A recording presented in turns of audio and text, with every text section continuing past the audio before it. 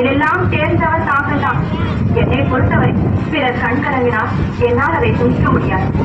இந்த பழத்தை பெறுவதற்கு ஏதாவது ஒரு திட்டத்தை தாங்களே சொல்லிவிடுங்கள். உங்கள் இருவரை இந்த உலகத்தை யார் முதலில் சுற்றி வருகிறீர்களோ அவர்களுக்கு தான் இந்த ஞான பலம்.